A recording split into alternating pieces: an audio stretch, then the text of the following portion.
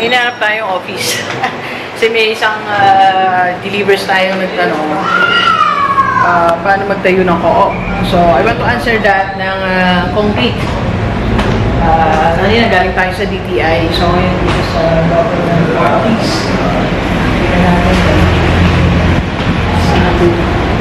Hello po. Kuya, saan po yung CDA office? CDA po. Yung sa may co-op po. Ay, isa ito sa taas po. Sa isang public floor? Yan po. Last floor. Ano po pa ang office nila? Isa ito po. Piseda. Thank you po. Tinan natin ang Piseda office. Hindi na tayo nagbibigay ng permit.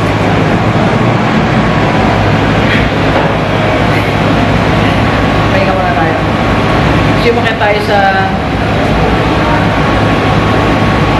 DTI kanina eh. So, hindi tayo kasi hindi pa natin kaya mga elevated places. Set. Kasi baka tayo rin, magtayo ng co-op, diba? So, this is our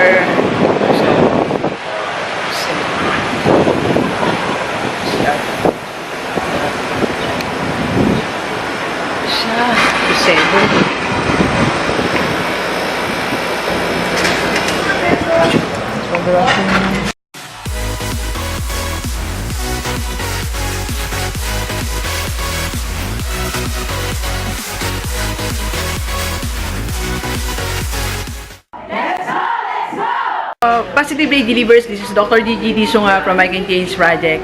Magandang tanghali sa lahat ng delivers natin. And sa first time po tayo mapanood sa YouTube channel, thank you very much. Please subscribe, click mo na po yan, Doc Gigi Disunga. Alright, so this tanghaling tapat, nandito tayo sa Pisedo office at nakakaya pero lunch break kasi. So salamat sa kanila. So in-accommodate tayo kahit na anong oras, tanghaling tapat. At kasama natin si Sir Soriano. Hi, Sir. Kumusta po, Sir? Okay lang po. Ayan, Sir. Hi, Sir. Alright, so sasagutin kasi natin isa sa mga tanong ng mga delivers natin. Paano ba mag-start ng co-op? Okay, so kasi like ko sinasabi na lahat ng gustong mag-invest, one of the ways na pwede kang mag-invest is to mag-member kasi isang co-op. So, yung isa sa mga delivers natin, gusto niya magsimula mismo ng kanyang co-op. Or tayo, baka magsimula tayo ng co-op natin, di ba? So, kaya nandito tayo kina Sir sa Provincial Cooperative and Enterprise Co-op Office. Dito sa Development, yeah. Pisedo, yeah. So, dito tayo, kaya nandito tayo sa Capitol. Dito tayo sa Bataan, yan. Hi, Sir. So, tanongin natin si Sir Soriano. Sir, paano ba yung start po ng co-op? Doon sa mga gustong mag-start po ng co-op? Sa pag-start ng co-op, ang kailangan lang ay ang una, pusang loob o pagpasok sa co-op. Opo. So, ito ay bukas din sa mga walang racial discrimination. So, anyone can, alam mo po dito sa Bataan, kahit hindi taga-Bataan, pwede mag-register? Or, Hindi, meron din kasi siyang area of operation, meron din siyang band of membership as to sa Filipino citizen. Pwede po. Okay, alright. So, ano ba in terms of, parang may nabanggit kayo kanina, dapat 15 persons po, tama po? Ayun kasi yung minimum number ng composition ng gusto maging cooperative. Gusto sa 15, sir, dapat may chairman sa director. Talagang kailangan din may sa umpisa ng pag-organize ng co-op na ng mga interim officers. So, talagang bubuo kayo ng board of directors, committees, management staff, kasama yung manager. Sir, isa pa sa mga tanong nila, yung mga nakakwentuhan ko lang, yung parang yung share.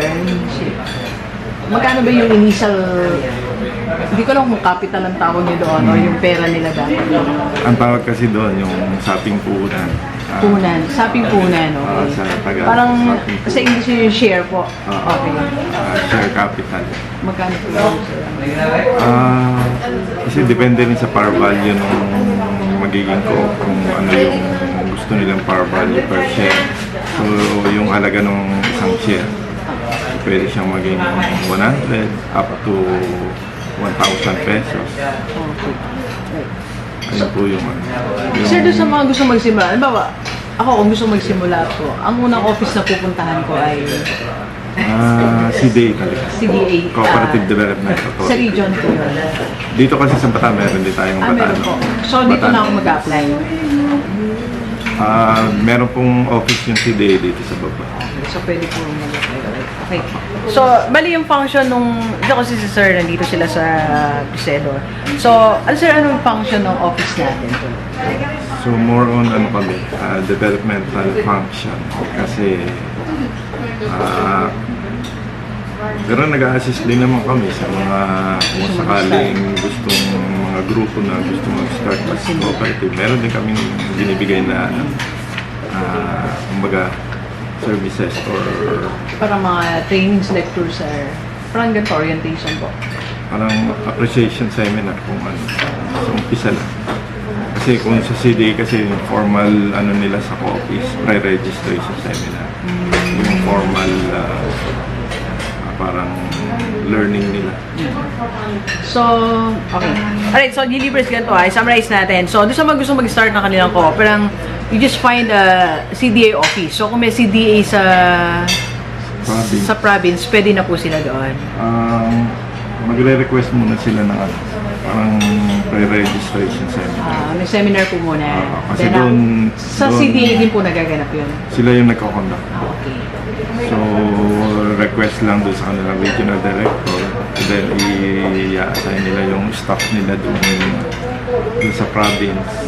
Na sila yung mag-conduct ng PRS o pre-registration seminar. So, doon kasi pinapaliwanag yung cooperative. How it operates. Tapos how composition yung ano. Saka yung mga requirements. How to fill up the requirements. Okay, sige. Sir, meron, mamaya, hingi lang tayo kasi natanghaling tapat na.